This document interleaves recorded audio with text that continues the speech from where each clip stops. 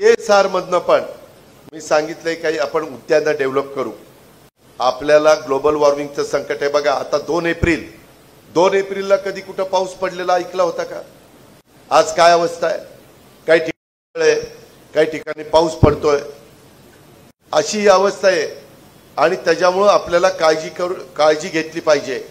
मी माझ्या परीनं यंदा काही लोकांनी माझ्यावर टीका टिप्पणी केली।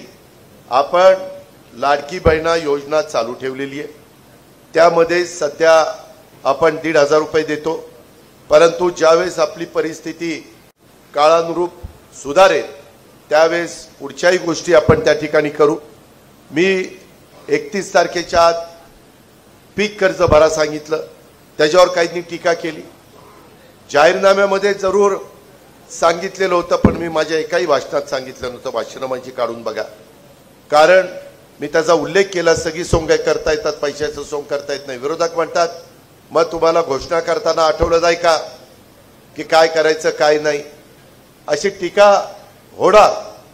पण शेवटी राज्याला आर्थिक शिस्त पण लागली पाहिजे, ते नियोजन पण बिघडता कामा नये। आपली जिल्हा बँक, मी कालच काही जिल्हा बँकांचे, कोल्हापूर जिल्हा बँक, सातारा जिल्हा बँक, पुणे जिल्हा बँकेची माहिती घेतली।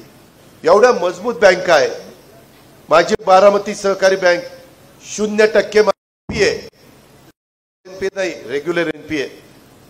जर संस्था नीट चालवायच्या म्हटलं तर चालवता येतात, प्लीज स्वच्छ असली पाहिजे। आज आम्ही काय त्या बुलढाणा जिल्हा बँकेला मदत केलेली आहे।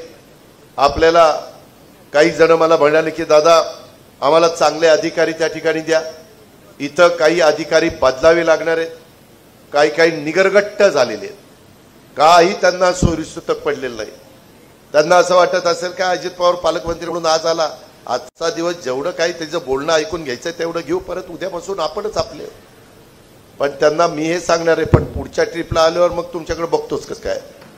सांगितलेली कामं मी दमदाटी करत नाही।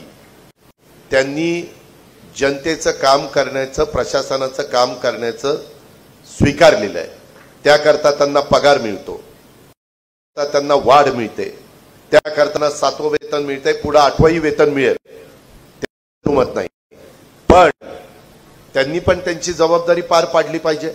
आता एक माजी नगराध्यक्ष येऊन भेटल्या का विद्यमान नगराध्यक्ष, आता आम्ही काम सांगितलं तर सरळ अधिकारी म्हणतात जा कुठं। असं उर्मट सारखं जे कोणी अधिकारी वागत असतील, रीतसर सांगितलेलं काम असताना सांगितलं तर मी चुकीच्या कामाचं समर्थन करणार नाही।